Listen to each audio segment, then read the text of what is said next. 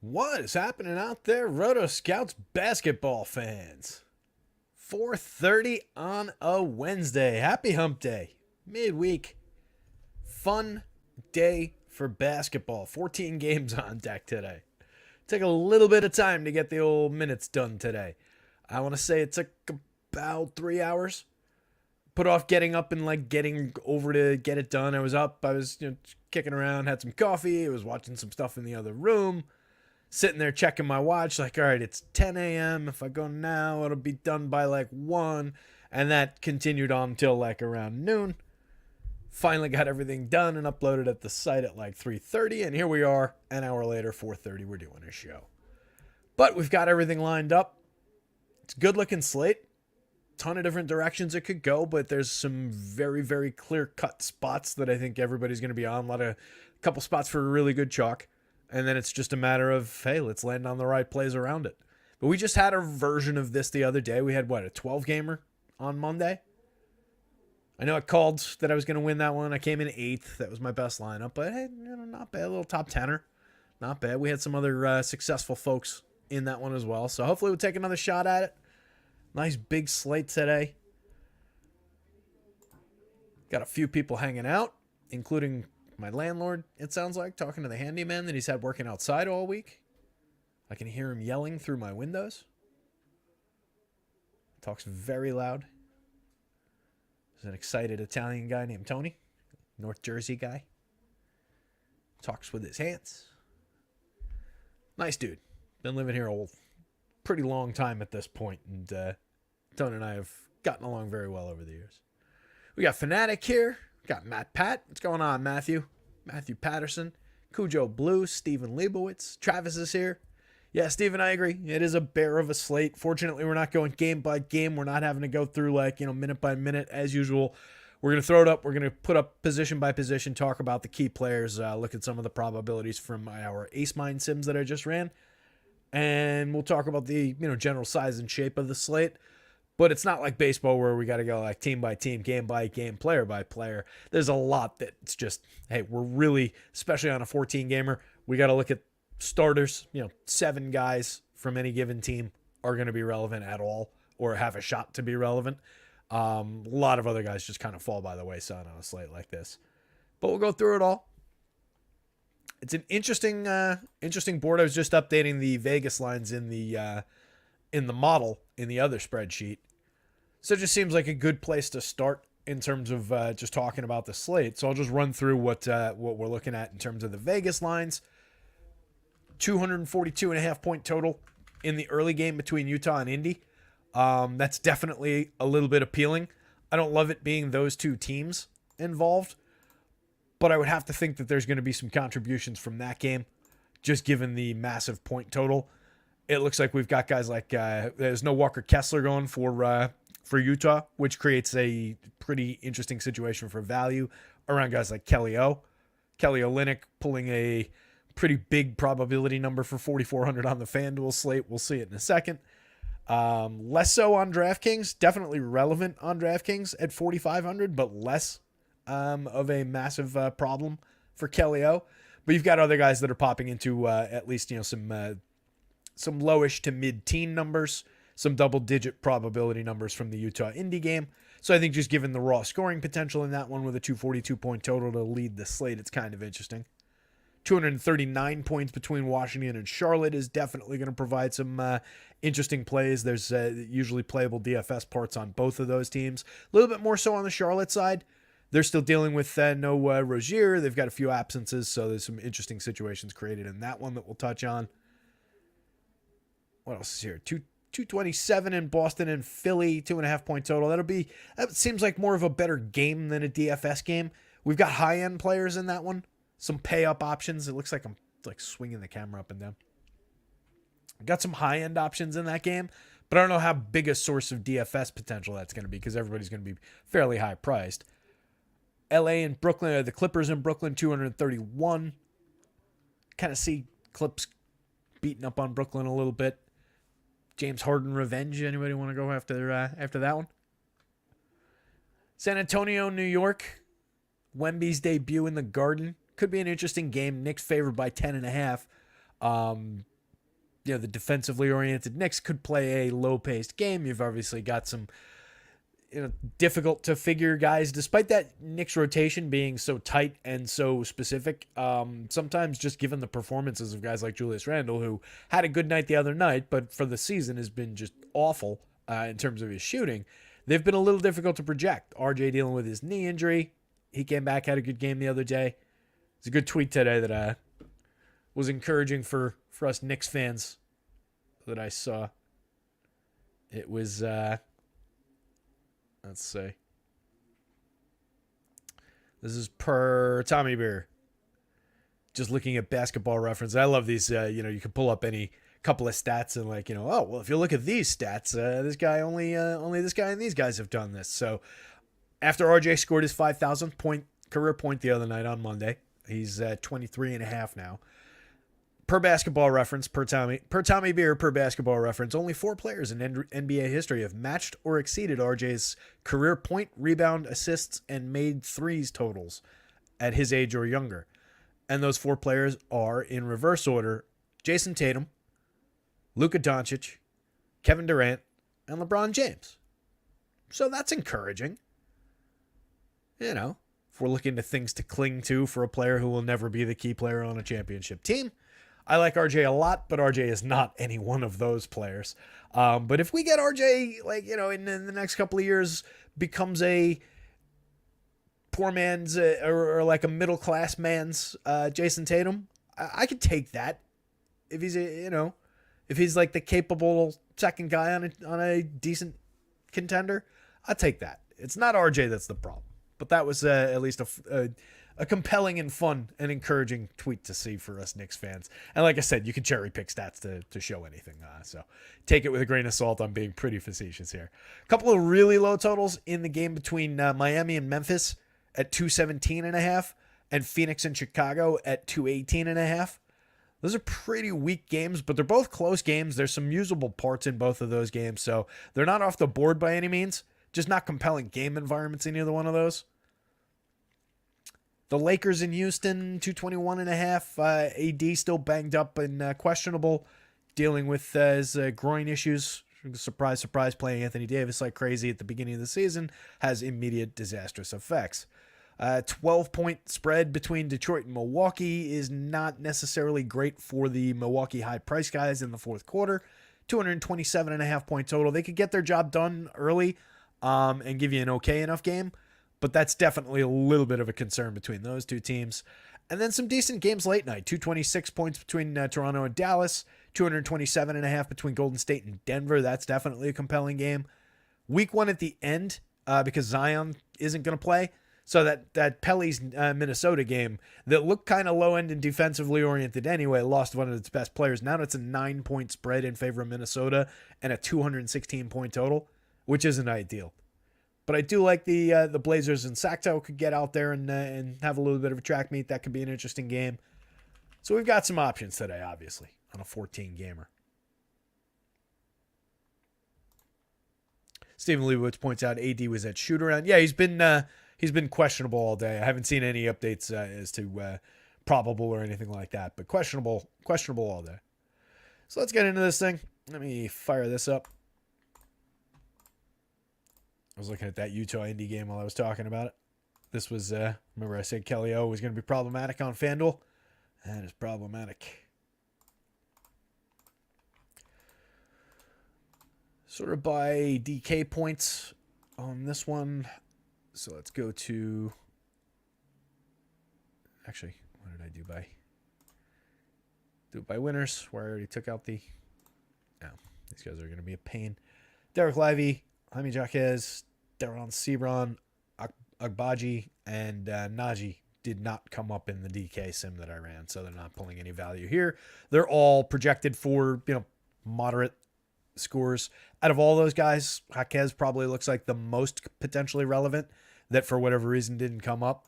4.5 in a points per dollar sense at 3,800. Projected to play 20 minutes. Handful of DK points, but I'm not really sweating that these guys aren't coming up, so I'm just going to do this real quick. By the way, I didn't say it at the top, but actually several things I didn't say at the top. including like introducing myself. I always get on these shows and just assume that it's like, just you guys, the regulars, just us. So I never say like, I'm Terry McBride, blah, blah, blah, blah, blah. But, that's me. Site is Rotoscouts. Follow the @Rotoscouts Twitter handle. Hit the like button down there. And what I didn't mention is goal is going to be like 5:30, 5:45 probably at this point, punch out. Shooting for like 5:45. Want to keep this to like an hour, knock through the high-end plays. Just because it really, Angels hire Ron Washington as their new manager. Hey, good for Ronnie. Just because it does take a little bit of extra time now that I have to update the projections, the minutes and all of that for any news changes, and then also update it on, get it up onto the website and update notes and stuff up there. So I'm going to try and keep this to like, 5:30, 5:45-ish punch out kind of time. We'll see what happens. I know I say these things a lot. Kenneth Woodhouse is here. What's up, Kenneth Woodhouse? Podija and Stoner. Wakey, wakey, bakey, bakey. Hockey prop bets from Garden City, Colorado. But I got a free FanDuel ticket for NBA, so I'm here. Love to see it. Welcome, pal. Hopefully we'll find you some good picks. Hit the like button. Hit the subscribe button. That helps you, helps us, helps you. More than that, again, follow the @Rotoscouts. If you're on Twitter, on X every now and again, just if you see one of those things pop up, just give it a retweet, especially if it's like, one of the ones that's, hey, we have free projections, and get people to get that in front of people a little bit would be helpful. So going by DK win rates here, got some interesting value plays up at the top of the board, including Terry Eason. Only an 18-minute projection, but he's a $3,000 player, expected to make his season debut today. In a... I forgot to put it back in, didn't I?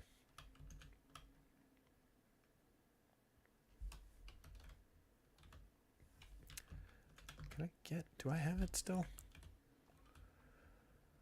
trying to remember if I still have the last year rates. No, I don't think I have them. All right. Our first player that I brought up, we immediately slammed the brakes on the pace of the show. But again, Tari Eason, potentially a little bit relevant. It's only 18 minutes, but obviously showing a pretty significant return rate here for 3,000 on DraftKings. He's 4,100 on FanDuel, which makes him incredibly less relevant. 4.6 isn't a bad point per dollar score over there, but I just imagine that not having looked at it, that guys like Brandon Ingram, for example, at a 5.67, and just kind of occupying that small forward spot. Doesn't look like the value plays are really coming through at the small forward. Probably getting more of the high end guys. Like here's another Brandon Miller at the small forward for 56. So just other guys occupying that space, I think. So that points per dollar makes a big difference. But at 3,000 over here, he's going to be relevant if he gets that 18 minutes. I just want to see what he was doing. This is... Is there a way that I can make it so that Wowie defaults to last year? If I hit save query, that might do it. Saved query. No. That's just the individual one. I want it so that it defaults to the beginning of last year still. Anyway. So Tari Eason. There's a million guys you got to take out of this thing. Just for the season overall last year in 1,600 and change minutes, 1.01 DraftKings points per minute, 1.04 FanDuel points per minute. So let's just operate from that kind of an assumption, which is right in line with where he's projected. If he comes out and gives you, 0.9-ish kind of a performance, you're probably still okay for just 3,000. He'll obviously take a hit here, but he's going to be a relevant player. Ozzie Thompson, showing pretty significant value on both sites. 7,000, pretty fair price. Puts him at a very strong points per dollar play. Shooting guard on FanDuel, small forward and power forward on the DraftKings slate. Pretty different from site to site, but definitely a strong piece of value in that Detroit-Milwaukee game on both sites. Jordan Hawkins, kind of the good chalk of the day. Just that decimated New Orleans rotation. You can see Brandon Ingram's right here as well, showing more value on DK than he is on FanDuel. But Jordan Hawkins should pick up a ton of minutes. We've got him at 36 right now. Might give that, shave it back down to 35 maybe. Be a little bit more conservative about it. But last time out, 38 minutes, put up 45.9 fantasy points, 0.79 FanDuel points per minute on the season, 80.84 DraftKings points per minute on the season. Hyper relevant play on both sites. Just one of those options that's just going to be good chalk. He's going to be out there playing a lot of minutes and taking some shots. So I like the opportunity for Hawkins. Azure Thompson, like I said, just kind of in the sense of is who he is. 1.17 FanDuel points per minute right now on the season. Last time out, 37.5 minutes, put up 38 FanDuel points. We've got him projected right in that range now with upside and ceiling beyond that. It's just a good player at a fair price.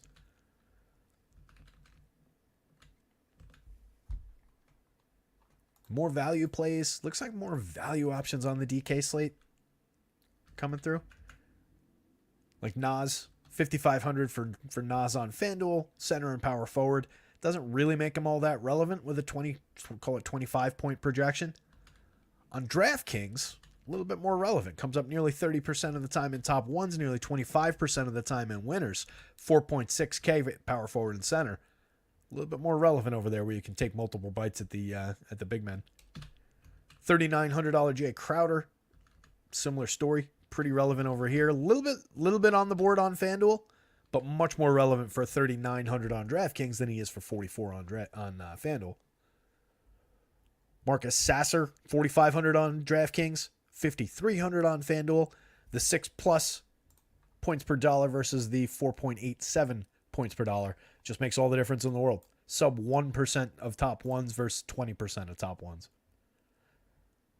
LaMelo on both sites looks pretty good. Like that option. Mitch was in the media today talking about guarding Wemby. That's what I was going to say before. Wemby for the first time. Wemby's Garden debut, apparently his first comment about the Garden was, I thought it was going to be bigger. So Mitch is going to come out and prove something to him.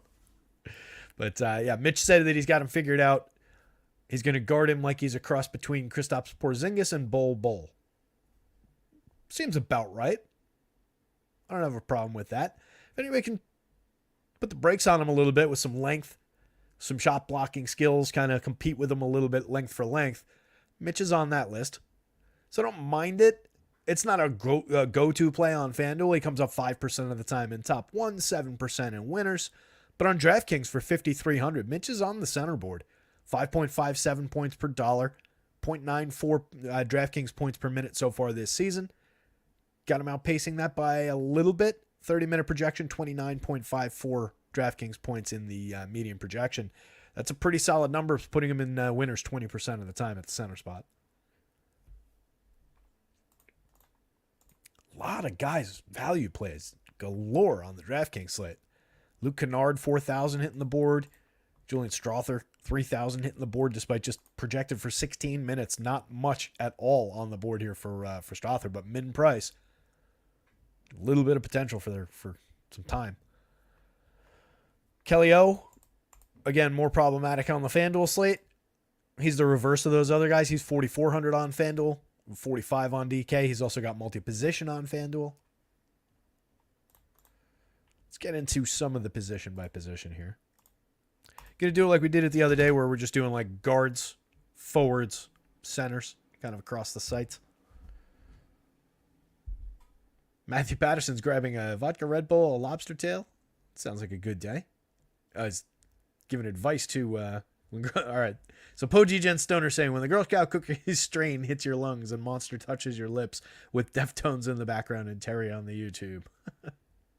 That's a hell of an image. If you add the vodka Red Bull and the lobster tail to that could be a good day. I'm not the biggest Red Bull guy. I got enough of caffeine in my life. I don't love the taste of it. If I'm in a pinch and I need a quick shot of energy or whatever, sure. I'll have one every now and again, but it's been a long, long time since I've had one at this point. I would grab one like I'm at the deli. I don't want to get a full coffee. I've got a meeting like back when I was doing sales and stuff in the city. Got to go up to the 10th floor and here's a little bodega. So let me run in and grab a Red Bull, pound that real quick. It's also got, if you look at like the back of the Red Bull, not that I'm the biggest nutrition label reader in the world, but if you look at those, it's like there's something like 1,700% of your daily value of niacin in there. Now, I don't exactly know what niacin is, But 1,700% of your daily value of anything is a lot.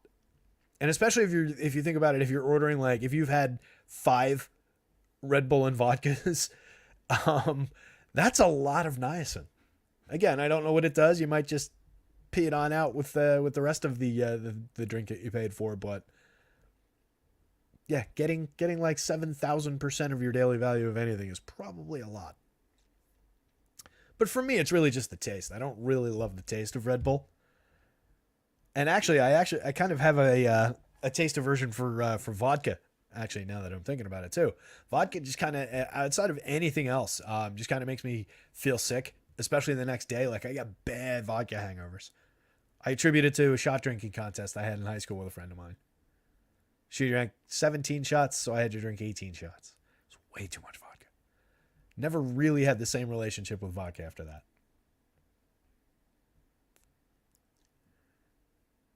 Niacin is terrible for you, or Red Bull is terrible for you?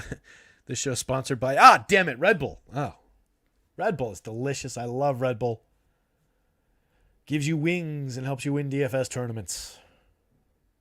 I will give them credit for, they do have a lot of fun, like, stunts and stuff in those, like, Red Bull going on around the world.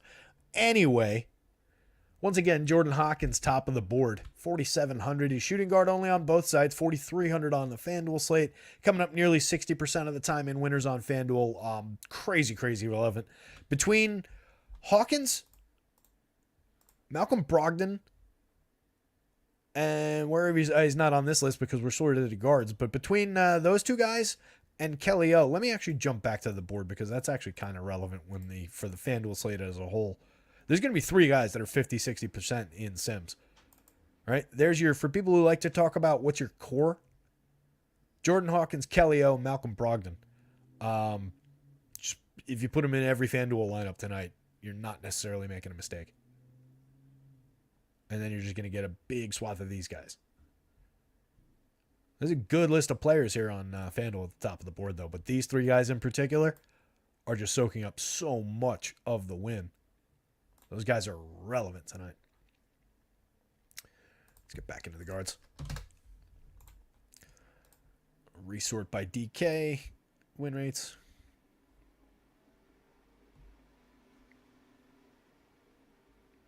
Eventually. Come on.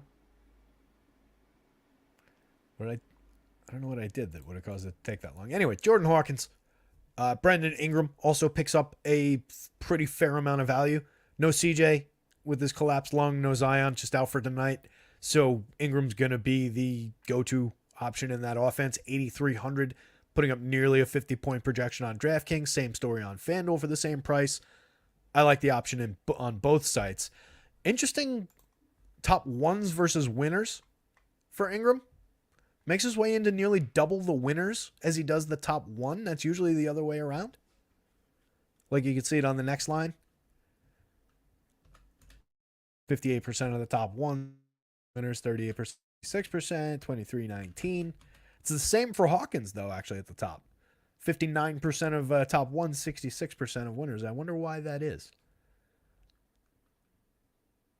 I mean, I guess it's when they're going to have a game, they're going to have a game kind of a thing. But that's interesting. Yeah, Ingram will be in a fair amount of my lineups. No issues playing him and Hawkins side by side. The price is right. Looks like a very good buy across the board. Malcolm Brogdon, plenty of run. 37-minute projection. He's playing. He played 39 last time out. 31 minutes on the average. Put up 44.9 FanDuel points in the last time out. 1.14 per minute on the season. 1.18 DraftKings points per minute. Very valuable for 7,900 multi-position eligible on FanDuel.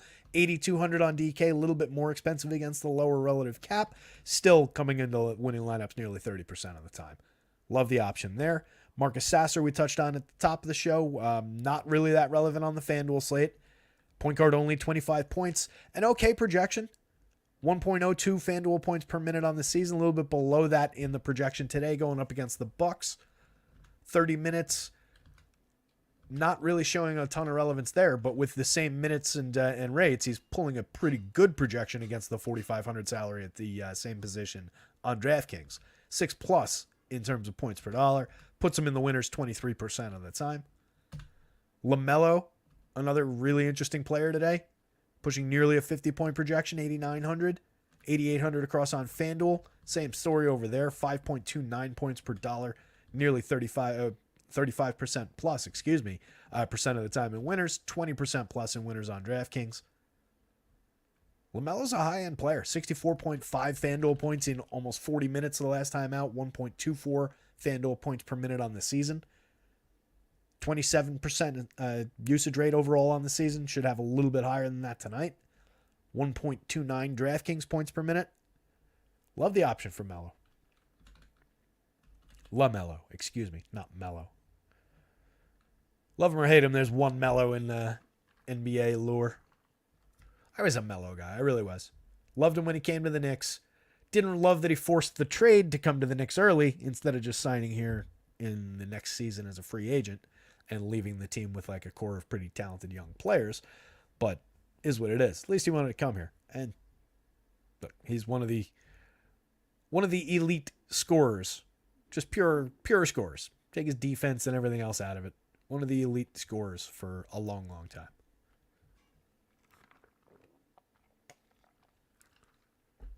And yes, LaMelo, as Jake Swales points out, is a stud. I agree. I like the player a lot. I think he's going to grow and get even better as we watch him. But looks really, really good tonight. If he does anything approaching this, you're going to want to have him in your lineups.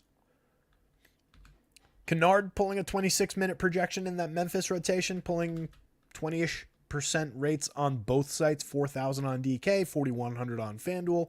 Multi-position eligible on FanDuel makes it a little bit more appealing.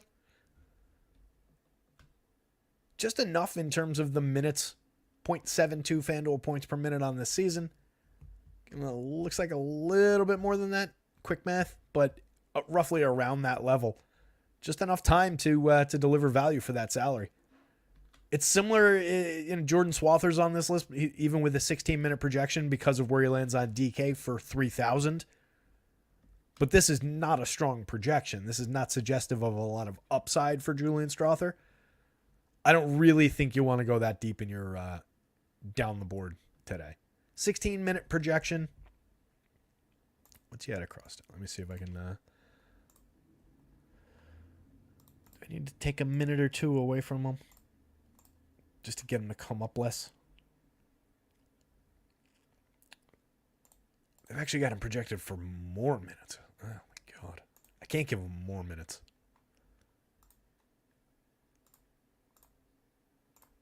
Right now,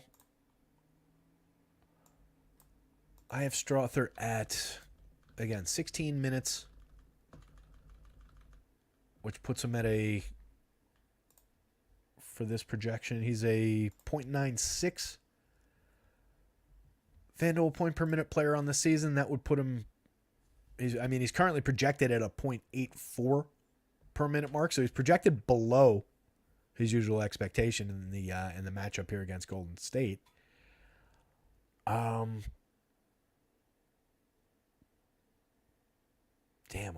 I've got him 3 minutes less than what RG has him for, and about 2 points behind what they have him for as of the last update that I ran. I just don't love going that. For 3,000, I guess it's fine. If I gave him more, we'd be talking about like astronomical numbers. I don't really love that for a 16-minute player. $3,000 is great, and just booking the free square is great. But at a certain point, you do need those additional 10 points of just raw scoring. There are value plays and there are value plays. I'm not sure how much I actually like this one. Gives me a little bit of hesitation. Not sure how he looks at other places. Let me know in chat if I'm panicking about nothing and everybody else in the world has Julian Strawther looking good, because this concerns me. It's not like I'm projecting him well. Again, I'm projecting him behind his current point per minute production by a tenth of a fantasy point. But he just comes up at that $3,000 price, and I don't like it. Jordan Clarkson, more realistic option. 34 minutes, putting up 0.77 FanDuel points per minute so far this season. Obviously a big clunker with a 12.2 in 29 minutes the last time out. But we know there's more in the tank than that, and the price is right on both sides. Comes into the top lineups 15% of the time on DraftKings, 20% on FanDuel. Tyus Jones seeing a little bit of run for Washington. Last time out, 32.5 minutes, 28 fantasy points. Giving him 29 minutes tonight. Puts up a respectable enough score. Pretty relevant, 15-ish% of the time on in top lineups across sites. Not a ton of great options going down the board on FanDuel. Ben Mathurin showing a little bit at $4,900. $5,200 Bruce Brown showing a little bit of life. That said, 19 points out of him in 23 minutes the last time out. Ben Mathurin gave us 18 points in 21 minutes. Both of those players have substantial basements. Not even floors, basements. But there is a little bit of upside there. Just given, price based. A little bit more in terms of a middle on DraftKings. Just like these guys, these fours on FanDuel come up to nearly 10% of the time on DraftKings. So there's a little bit more room for like your Freddie Van Vliets, your Teo Maledons. There's always room for Luka.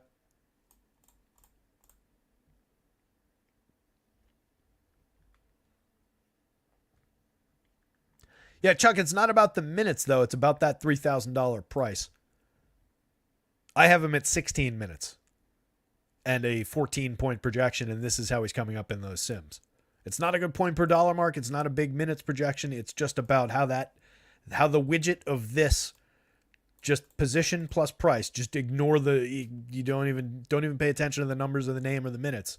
Just this combination lands in top lineups that much when you're giving it, less than 15 fantasy points as a median projection. If I gave him 19 minutes, it would be ugly in terms of how frequently he's coming up. 4.7% owned. The ownership is less relevant than how frequently he lands in sims and what leverage scores or whatever look like. I'm not asking you, I don't need the numbers. I'm just curious if other places are saying he looks good. For the record, I'm not saying he looks good. I'm saying I'm concerned about that number being that highly, landing that frequently in sims, because I don't know that that's necessarily a correct path to choose. But I'm already below where everybody else is on him in terms of projections. So that is not a ringing endorsement of any kind for Julian Strawther right now. Just curious what it looks like elsewhere. Zach LaVine, $7,500. Zach LaVine, anybody? That's not bad. He's in the mix as one of these single digit, but definitely relevant, has a ceiling, has a clear path to a ceiling kind of a guy, getting his usual 35 minutes, 34 minutes, 35 for Drew Holiday. He's right at that same level. Drew for $7,200 on FanDuel and Zach $7,700 on FanDuel. Not really coming up all that often, but at $7,000, $7,500 on DraftKings, multi-position for both of them, both at least on the board. A lot of guys just on the board through this territory on DraftKings, but more to work with on DraftKings for sure. Yeah, Dan, this show is sponsored by Julian Strawther and Red Bull. 16.21 fantasy points for 19 minutes. Yeah, again, Chuck, it's not about the raw fantasy points. And you can see that's higher than where I have him. It's about the returns in these sims and what this salary does at that position, just booking a free square. This is taking into account at a standard deviation how many times he outperforms the 14 points, the 17 points, whatever the case may be.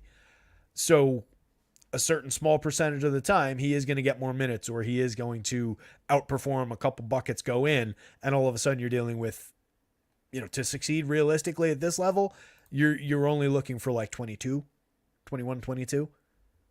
It's not that crazy unrealistic at that point. So again, just keep an eye on what your probabilities look like. Keep an eye on what the realistic nature of Julian Strawther and who he is at a 16-minute projection. Again, I'm behind the field on his minutes, on his projection, on his points per minute projection tonight versus his points per minute that he's actually put up over 6 games this season. So there's no way that I can reduce him further than this. It's just I'm trying to put out a word of caution on him.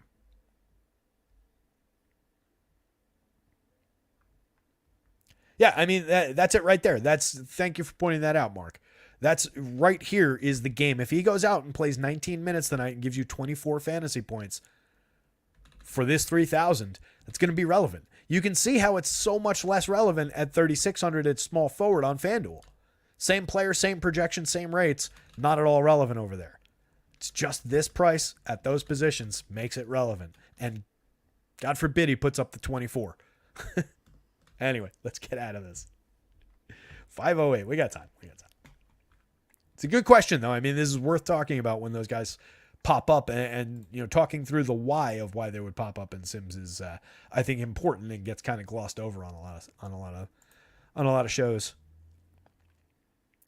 Dennis Schroeder in the mix, a little bit on DK, in the mix a little bit on FanDuel, projecting as Dennis Schroeder. Jalen Green, same story across both sites.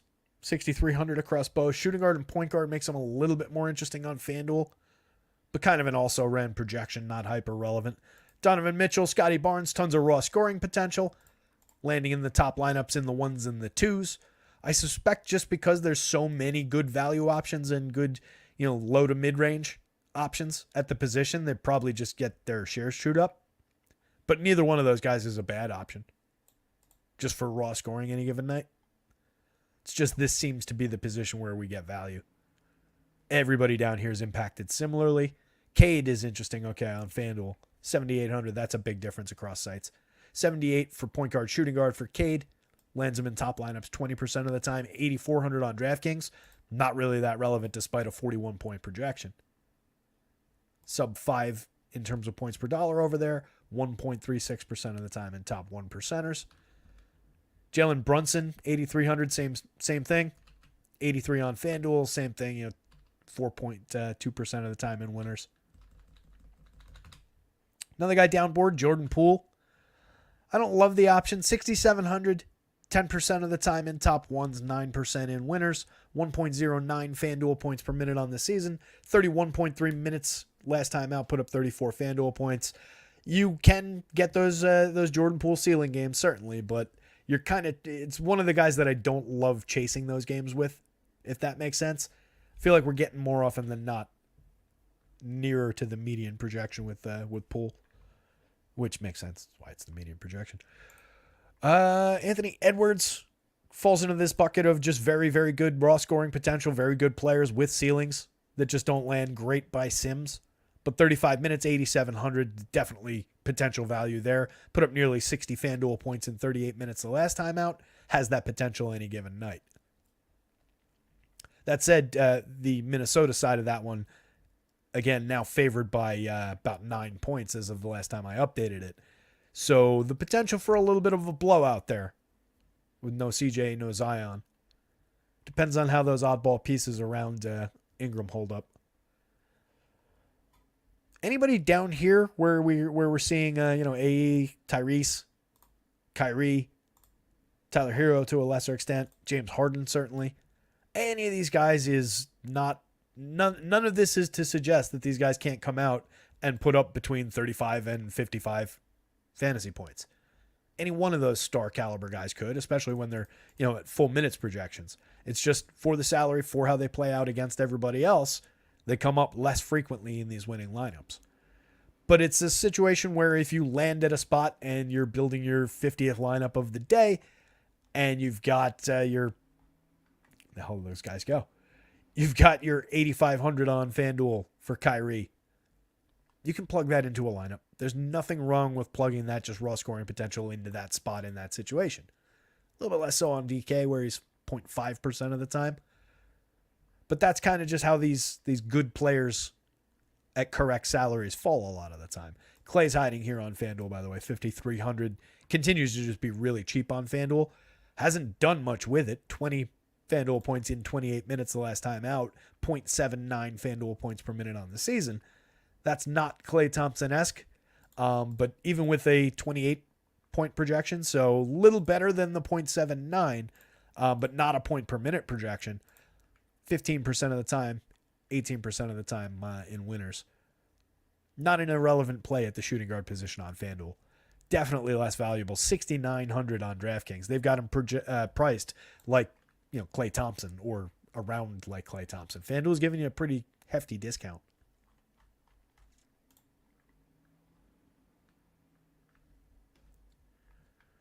Mark K says, I'm going to see it, believe it, achieve it tonight. Money. Love it. Trying to get Bumblebee, but I thought the Osmo CBB dude is a tuna fish foodie. What are you talking about? Oh, Bottega tuna salad. Nice. Yeah, me and Mac and Jeski are the two leading tuna fish touts, I guess is what you're saying. I had it like twice during the baseball season and mentioned it on both shows, and Podija and Stoners not let me forget it. I do love some tuna, though.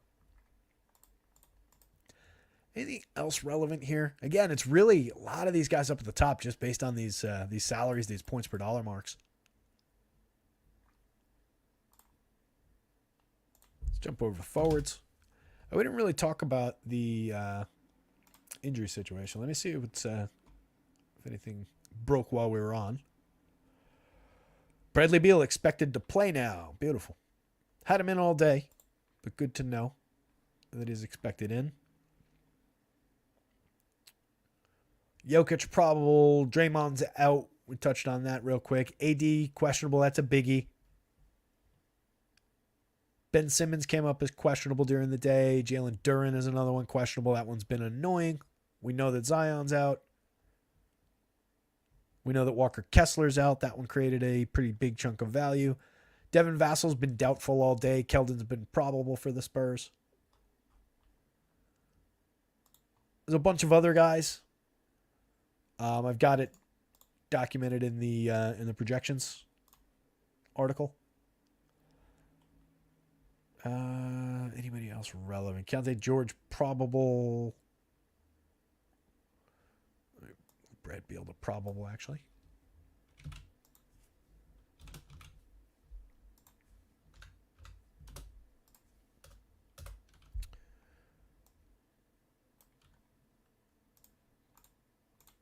Who else?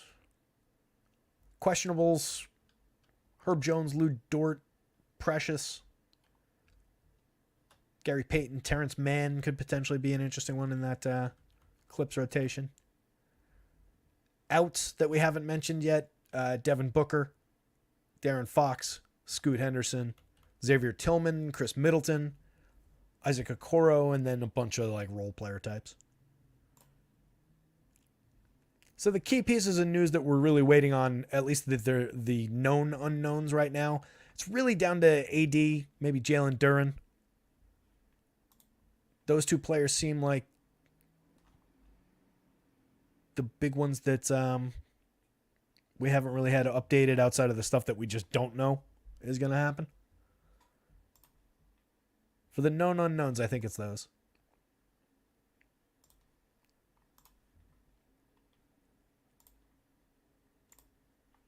All right. Let's get into here. Ingram lingering with his forward eligibility on both sides. Small forward only on the FanDuel slate, but again, just a pretty good player at 8,300. The price is right. The role should be increased today with no CJ, no Zion. Lot to do there. Harrison Barnes, both sides. No, excuse me, just FanDuel. 4,900. Let me resort. That's why. Relevant on FanDuel, Harrison Barnes. 4,900 small forward, power forward. Putting up a 5.57 point per dollar projection in 31 minutes, landing in top lineups nearly 40% of the time. For 5,700 across town, not coming up all that relevant at all on DK for the higher price. And now we're sorted by DraftKings values. Tari Eason, the other $3,000 player that's showing a ton of relevance in Sims. A little bit better of a projection. Got him at 18 minutes. A little bit above a point per minute. That's where he was as we looked at it last year. So again, another guy, not exactly saying he's going to go out there and play the entire game or light up the world. But if he gives us this plus a little bit, this gets you to here. Right? So that's a good enough projection for the money as just a building block component. That's why these guys land in winning lineups. They're just building blocks. It's a step to get you to a more expensive play in another spot that makes up any gap. If he puts up his 20, 23, 24 on a good night, on a night where he is part of a winning lineup, then whoever you paid whoever you use to, instead of going to $4,600 or even $3,900 option, Jay Crowder, whoever you use that $900, say that got you to Ingram from Kyle Kuzma. That's a major upgrade based on how frequently they're in winners. So these guys are relevant. Easton's going to be making his season debut most likely. He's questionable still. There you go. Chuck's on board with the Tari Eason one. All right, good. Glad we found some common ground on that one, Chuck. Yeah, like he was, again, I looked it up before. He was a 1.04 FanDuel points per minute, 1.01 DraftKings points per minute across all situations last year. Obviously, it's a different situation overall in Houston, but definitely on a points per minute raw scoring basis, he's definitely got potential to be on the board. Nas showing a lot of value on the DK slate for 46. Jay Crowder, again, 3,900. Not a great point per minute producer. 0.80 DraftKings points per minute, 0.79 FanDuel points per minute so far. Played 30 minutes the last time out, put up 22 FanDuel points. Not crazy relevant on FanDuel, single digits, but high single digits in terms of the winning lineups. 4,400 at both forward spots. 3,900 at both forward spots on DraftKings does put him a little bit on the board. Just another one of those guys. You can book a little bit of a cheap square there. You don't need all these guys in one lineup. Multiple $3,000 guys plus Jay Crowder. Like you do need, again, to have the raw scoring in there. So you want to have, two of these value guys in and then high-end guys in every other spot. But Crowder's okay enough that he could deliver. Not a monster high ceiling player, but an okay enough option at the price on DraftKings. Gordon Hayward, just with some absences in that Charlotte rotation, picks up enough value to be relevant. 25% of the time in top ones on FanDuel, 21.18 on DraftKings for 6,600 both forward spots. Slow-mo, fortunately not relevant on FanDuel. A lot more relevant on DraftKings where he costs 4,500. 5,700 just has him off the board on the FanDuel slate. 45 puts him in Sims, puts him in winning lineups a decent amount of the time. 0.88 DraftKings points per minute player. We know that he's one of the most frustrating people in the world. The roster most of the time. Games like this are abundant. 25 minutes, 17 FanDuel points. But the overall totals the overall rates do come from somewhere, so he does have good games mixed into that. Just feels to me like every time he's in my lineup, he has one of these. So I'm glad I don't really need him tonight on FanDuel, but you do need him at 45 on DraftKings. Not in every lineup by any means, but a decent swath of lineups. If he's low owned, more than the field is definitely advisable. Austin Reeves, 15% of the time in top ones, 11% in winners, 5,800 shooting guard, small forward. For 6,000 on FanDuel, a little bit less relevant. Just a playable part of the FanDuel slate, but not a go-to option. DeMar DeRozan, basically double the productivity of Austin Reeves, but still, again, just kind of a playable part, not a go-to. And that's really the case on DraftKings as well. 7,300 both forward spots, 10% of the time. Once we get into the 10% and below, we're talking about guys who are playable, but not mash them into a ton of different lineups, have 80% of them types. Those are your guys that land in the winning lineups half the time that we saw. Brandon Miller, plenty of minutes in the starting role.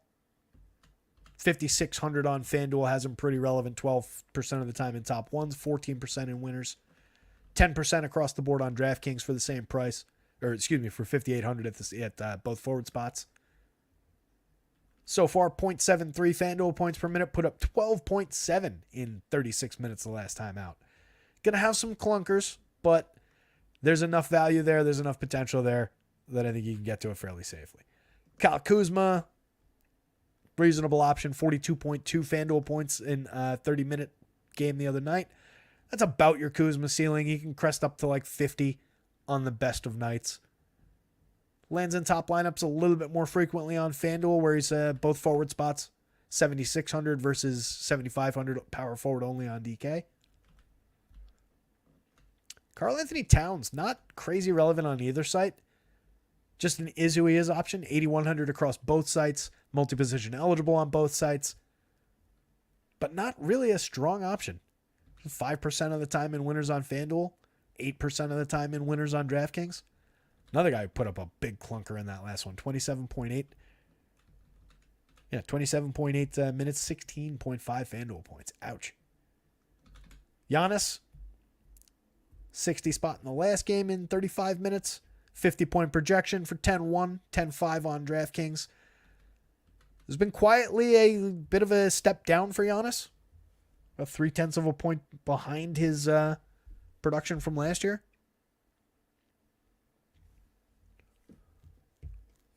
I think he'd take that trade-off for being able to play with Dame Lillard, being able to have a shot at a title here. But for FanDuel purposes, for DraftKings purposes, is not great. He's not as highly priced as some of the other stars on the slate, but we're still getting fairly high prices. He looks a little bit better on FanDuel. He's down to 10-1 over there. That's not bad. 15% of the time in winners. One of the better star options, just in terms of the name on the back of the jersey that you're paying for.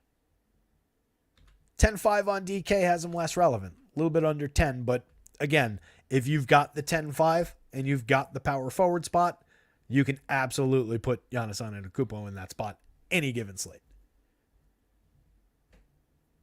Julius, hitting the board a little bit on FanDuel at 7,800, power forward only. Power forward and center on DraftKings 5% of the time in winners.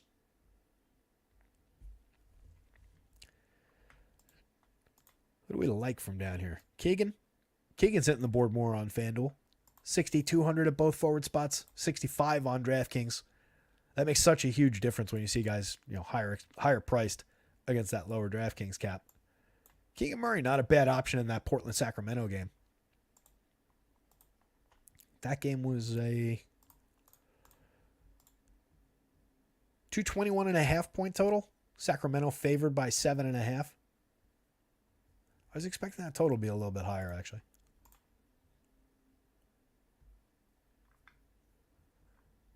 But yeah, Keegan's not a bad option there. Jimmy Butler, just an is who he is kind of a day for Jimmy.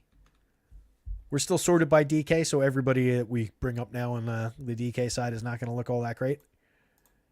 Lauri Markkanen, definitely more interesting on FanDuel, 81 versus 87. 5+ points per dollar on FanDuel. Last time out, 41.5 FanDuel points. He's a 1.21 FanDuel point per minute player. I don't mind the Lauri Markkanen option, power forward and small forward. That's that highly total Utah Indy game as well. Bruce Brown, a little bit relevant on the FanDuel slate. 30-minute projection. Last time out, he put up just 19 FanDuel points in 23.5 minutes. Playing 30 minutes a night overall, putting up 0.72 FanDuel points. Not my favorite option on the board. I've got him at 30. What's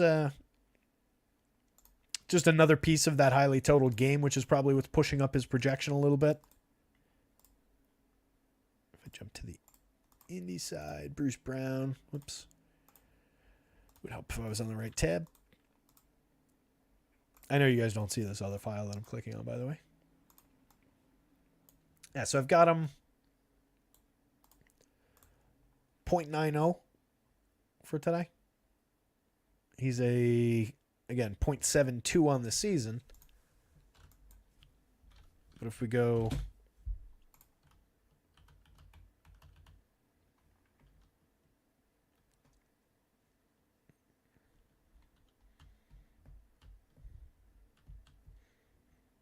I wish I could create a Wowie that just lived in my spreadsheet. I do not have that capability.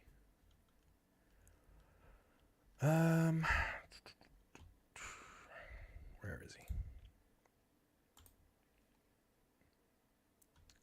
He's 0.73 last year across 209 minutes with this team.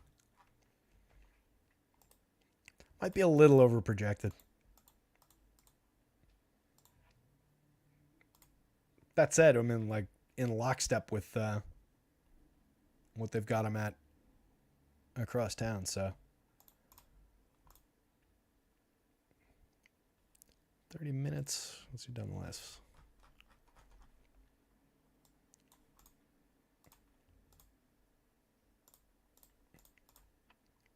just so much. This is why I like doing the show.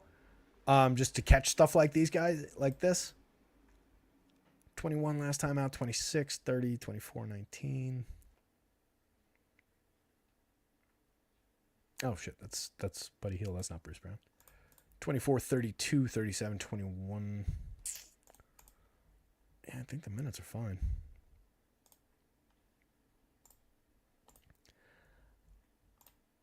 Definitely elevated by that game environment. That's why the per minute is so much higher than his per minutes for this season and from what he did with this team last season. But I might take a little bit of a look at that one just because I'll be playing on FanDuel and I don't want to get too much Bruce Brown. So we might see him come down slightly. A little bit concerned about how far north we are. 0.2 of a point plus in per minute is a little bit much. So I'll take a look at Bruce Brown. Highlight him so I don't forget. Actually, let me highlight him here so I don't forget. Downboard, Harrison Barnes. We talked about as I was flipping the tab before. Not really relevant at 5,700 on DraftKings. But definitely relevant on the FanDuel slate. Looks like we just got some news in. We'll deal with that in just a second. But yeah, Harrison Barnes for 4,900 on FanDuel. There's some fair upside there. Last time out wasn't a good game. 21, nearly 22 minutes. 4.5 FanDuel points apparently. Don't remember that. Glad I probably didn't have him that day or didn't play that day. Maybe that was Sunday. But yeah, glad I wasn't a part of that one. 0.63 FanDuel points per minute on the season. 0.66 DraftKings points. More relevant just given the salary and the minutes and what he can do out there. Not even at a point per minute. Or it shouldn't be at a point per minute. Timmy Hardaway, not really all that relevant. Jeremy Grant, another guy that picks up a little bit of value in that Portland rotation with some missing parts. 13% of the time on FanDuel. Nobody again on DraftKings all that relevant down here. Let's jump out of this. I know we're coming up only 5:30. 15 minutes left. We still have to take a look at Ace Mind Sims. Look at those lineups. I liked that the other day when I stumbled into being able to look at those lineups and talk about all right, this position, what you need to do. So the news that dropped, Tismane's breaking it in the chat. Surprise, surprise, Ben Simmons ruled out. So I can go, while that's having issues with sorting, let me pull up the old game flows.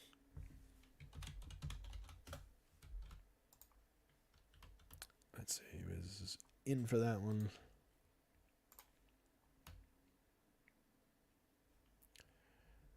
All right, he was out for this one. So 2 games back, he was out. Mikal Bridges, Royce O'Neal, Dinwiddie, DFS, Cam Thomas started. Lonnie picked up 17 minutes.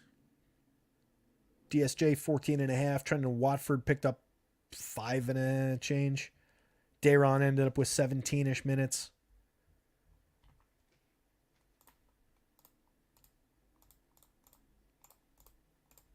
So let's see. I might as well just do this now. So I'll take those minutes away. Bridges. DFS. So Dayron should jump to like that. Lonnie.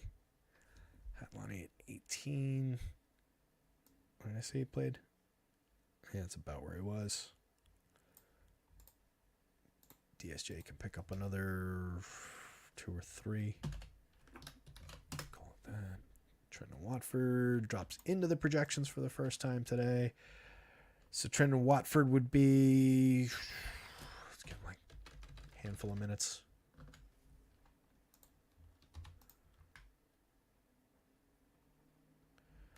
And we're short by like 15. So who picks up?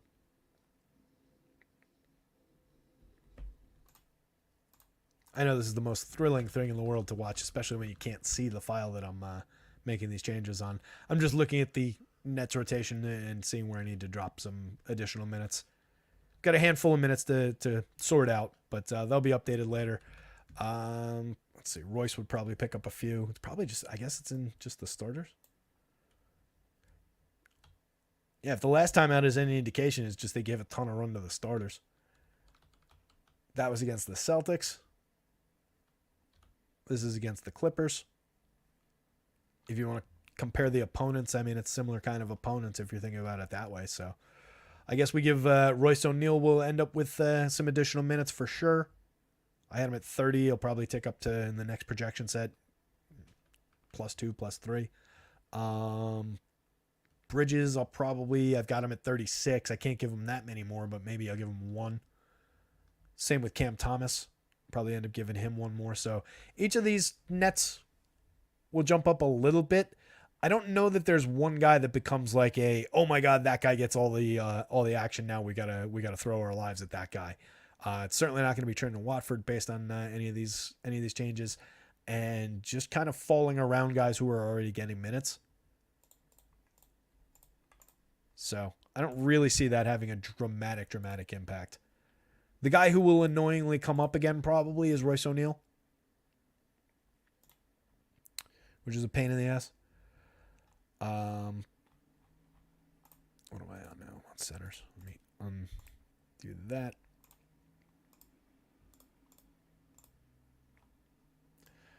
Royce was fortunately not showing too much value.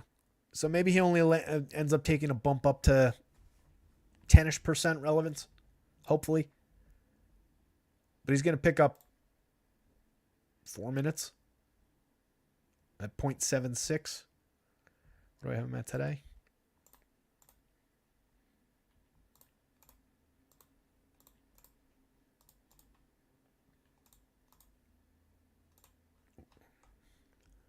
What is this sorted by?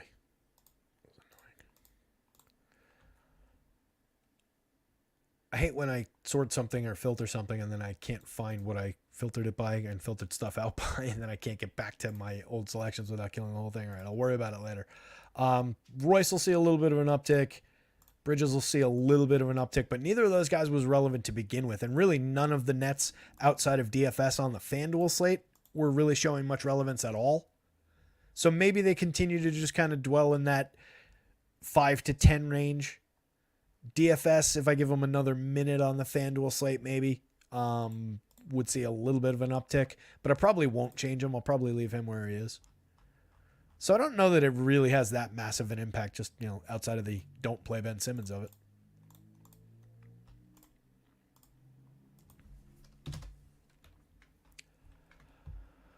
The center spot, Jokic clinging to about 10% relevance on both sites. Not bad. A lot of the times when you cost 12-1, 11-7 across sites, that's about as good as you're going to do. But again, just the raw scoring potential is always worth going to. 73 FanDuel points in 36 minutes the last time out. Yes, please. 75 FanDuel points in 30 minutes the last time out for the bird to his magic, Joel Embiid. Just watching these two duel at the same position for these MVPs is fun. Kelly O not starting. Interesting. He's still got to play some minutes. That's interesting that he's not starting. Got him at 30. If he gets a trim down to like 26-ish.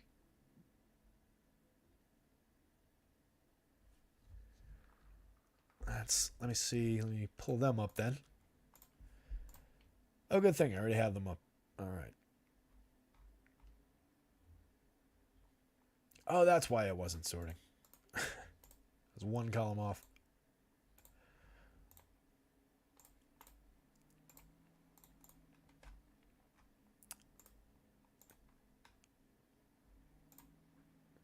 So George into the starting lineup.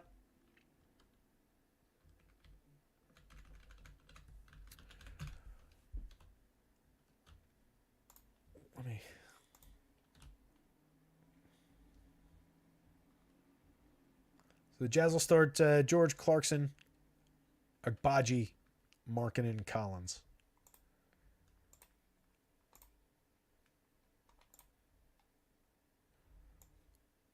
So Agbaji's going to pick up a little bit of value here.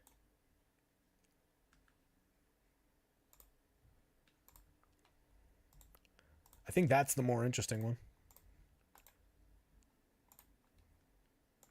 George will pick up value. He's got 20 minutes right now. He'll definitely gain some ground.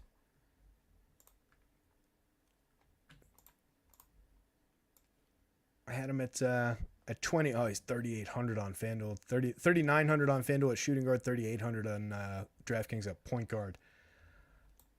He's carrying a 0.90 per minute projection today. So if we crank him up to reasonable starters minutes, even giving him like 28, he's gonna Keontae George is gonna spike to some value. Kelly O will come down, and then Agbaji will show some value as well.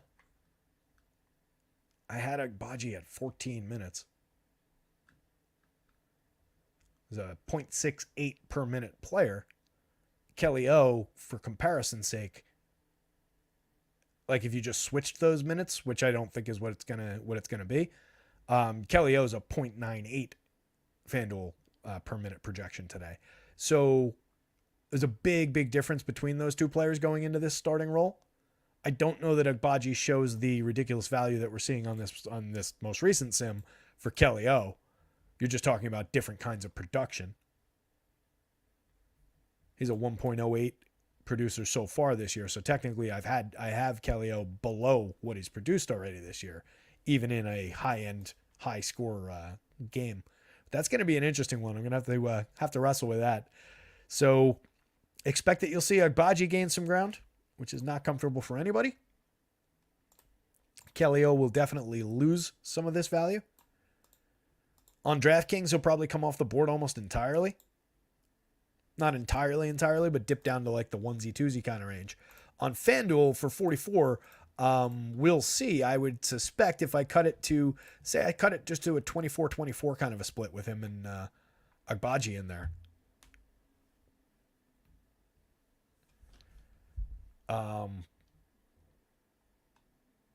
That is going to be a relevant challenge.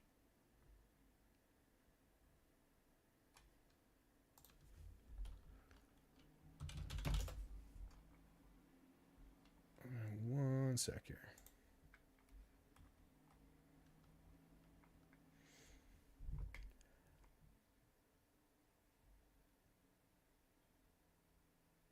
Why am I thinking Agbaji's bigger than he is?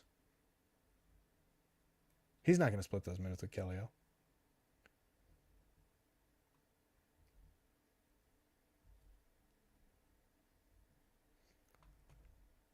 Agbaji's just 6'5" and a guard. The positioning on... So FanDuel had the positioning correct. I was trusting the power forward listing there. All right, so I got to think more about how those minutes are going to split early season. But with Agbaji joining the starting lineup, regardless at price, he's going to be relevant. He's a small forward, power forward on DK for 31, shooting guard on FanDuel for 38. So I expect both of those guys are going to be relevant now.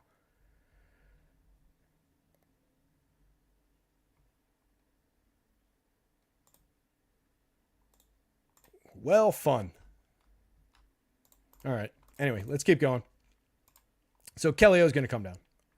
That is our lesson there.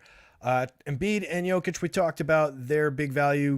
Rudy Gobert, for just raw points, is kind of interesting at 66 on the DraftKings slate. Not really on FanDuel, where he's 76. But sub 10, but not bad for 6,600 as a second plug-in kind of a center. Miles Turner is kind of similar for 7,000, sub 10, but not bad for raw scoring. Peej up at the top here, 6,300. I don't love the PJ Washington option. But again, just that depleted Charlotte team, I do think there's reasons to keep looking there. 0.91 DraftKings points per minute, 0.89 FanDuel points per minute. Lens is relevant on both sites. More so on FanDuel for 6,000 power forward center. Mitch, I do like the Mitch option on DK. Touched on him at the top of the show. Down the board a little bit. I don't love the Randall play on either site. A little bit more relevant on the FanDuel slate. Portis, Şengün, not really showing much value on FanDuel. A little bit more on DraftKings. Really not a ton of guys. Look at DraftKings. I mean, it's a few guys up at the top, and then not really that many very relevant guys. Tight position. That's 128% just through those top 9. 135% through the top 10. FanDuel a little bit more around, that's a power forward.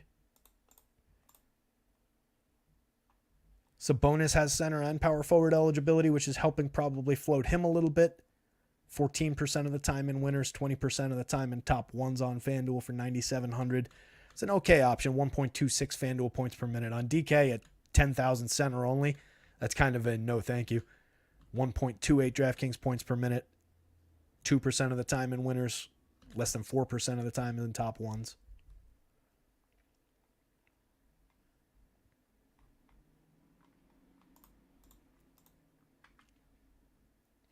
Mobley, single digits, higher single digits on FanDuel, low single digits on DK. Another guy who's a good raw points potential, rock solid minutes, but not really showing a ton in terms of where we're simming out to, where these results are. Wemby, another guy just kind of an also-ran today. 8,900, not popping into Sims despite a pretty good projection. 30 minutes. If he plays 32, 34, could definitely show some value. If he's, the star that we all think he is, playing in his first Garden game, there's always that potential for guys do special things in the Garden, but we certainly don't want to project based on that. We don't want to make our DFS decisions based on that. But there is Narrative Street.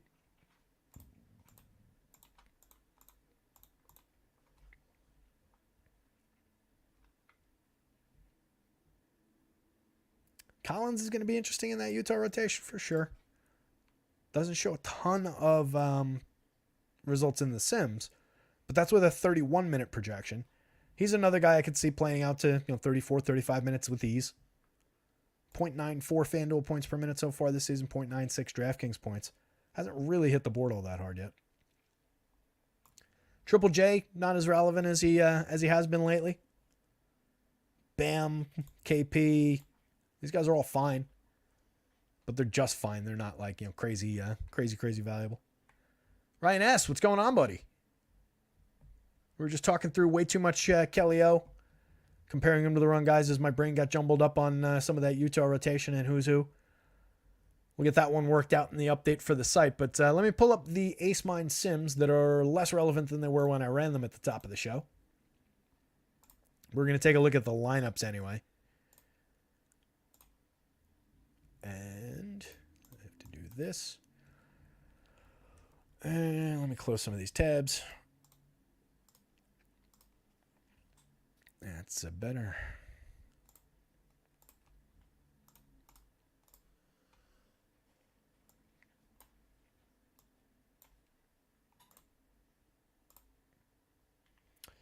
All right, Ace Mine. This was run at the top of the show. I do like Larry tonight. Points props. I don't know how he matched up for your DFS. Yeah, I like Lowry for DFS, at least on FanDuel there. He's a player I do tend to get to a fair amount of the time for whatever reason. But I like Lowry. I don't know where he went. I swear we just talked about him a second ago. Is he power forward only on whatever? He's in here somewhere.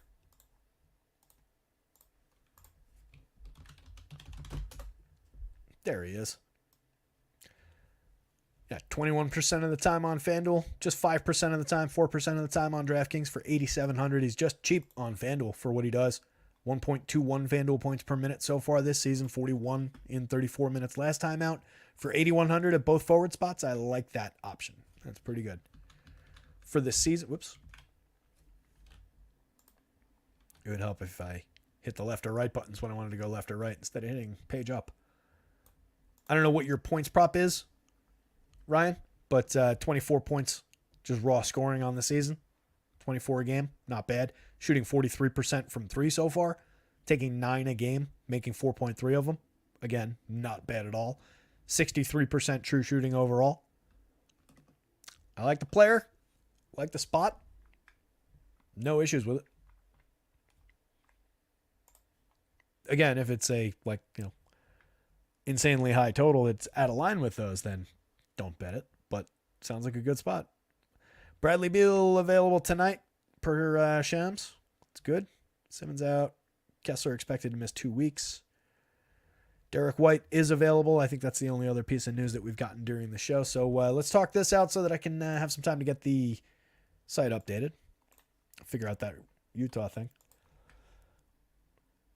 So these are all the results we've been looking at, the players' results, but just look at the structure of the lineups.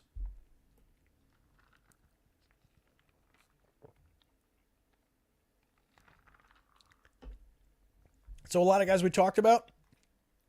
Ingram landing as a pretty relevant, fairly high-end player, like upper middle class type player. Jordan Hawkins as a premium discount option, very significantly valuable. Ty Jones, Marcus Sasser. So it looks like on DraftKings, the way that it came up, you do have a Tyrese and Jordan Hawkins combo here.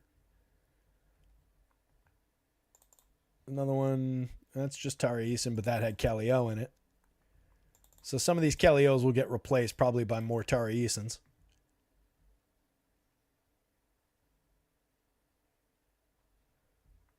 I think it's just a guard value, forward value, or just double guard value.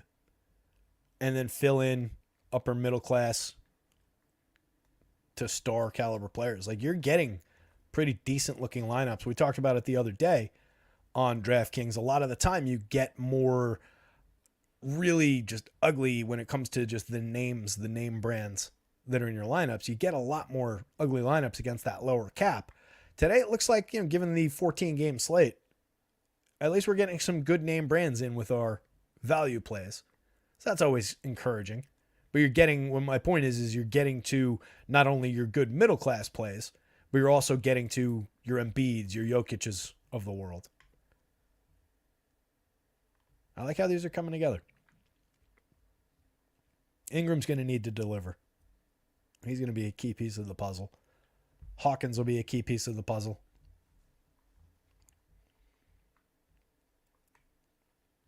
Tari Eason just needs to go out there and play 20 minutes basically. If he plays 20 minutes, he's going to probably deliver value.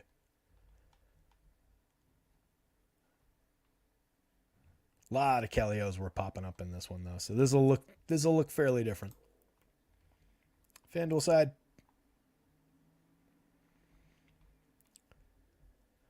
FanDuel lineups. Actually, this time I was going to say FanDuel lineups always look a little bit better on the name branding thing, but today, not necessarily. Again, a lot of Kelly O in this one.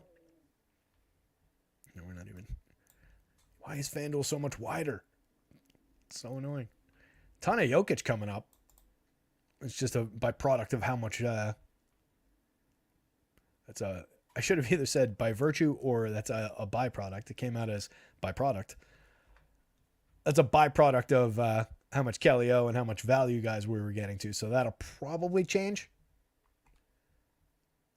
But we do have a very strong amount of value on the FanDuel slate to just replace that with. What's interesting is, who were the guys that I said were... it was Hawkins, Kelly O, and Brogdon were the three guys. So Brogdon is here a ton, Hawkins, and Kelly O. So that sucks, but it does illustrate those three guys that I called out that were 50-ish% of the time in winners. You can see what those guys create in these lineups and who you can get to by playing them and why they're so valuable. Fair amount of LaMelo in some winners here. I like the mid-range. I like the Asher Thompson, the Klay Thompsons. Fair amount of Brandon Ingram coming through. I don't love the Bruce Brown play. Dames, Lillard's, Brogdon's over here. I do like the fact that you can get to, all these top, what's that, top 7 or so, top 8, all had Jokic. So as long as there's a reasonable replacement for Kelly Olynyk in these power forward spots, these Jokic lineups are not uninteresting. Anyway, that's going to be the size and shape of your slate. So enjoy that. Good show. I'll get the Utah thing figured out. I'll get the site updated. Hopefully we won't have too crazy a day to keep up with in terms of the news, in terms of late breaking scratches and so on and so forth. But on a 14-game NBA day, the day after the entire league was off, and the day before they're only playing 2 games tomorrow, it's going to be chaos. It's going to suck. So enjoy it. Buckle up. Should be a fun ride. Should be a good night of DFS and a lot of value to work with. Say that much. With that in mind, guys, hit the like, subscribe, follow the @rotoscouts Twitter handle. I'll do this like a cool guy. And that's about it. I really think so. So I appreciate everybody who came out. Appreciate everybody hanging out for the last little bit. Went about 8 minutes overtime. Not too bad for us. I'm going to try and knock out a football show. I know I've missed the last couple of football showdown slates just with basketball also going. But I'm going to try and get both in tomorrow. One might be earlier in the day. But I do want to get back up with football shows for showdown slates. So we'll try and do that. NBA show tomorrow. Football show tomorrow. That might be easy, actually, with only the 2-game NBA slate, too. And then the regular football programming probably for the weekend. Might go early for the marathon show. Might even go as early as to put it on Friday this week. A friend of mine's doing a fake Thanksgiving on Saturday that I'm going to probably attend. So we'll see what the schedule looks like, actually. But all the content will be there, all the usual routines. So that, my gang, thank you very, very, very much for hanging out. Good luck out there. Somebody go win something. I'll see you tomorrow.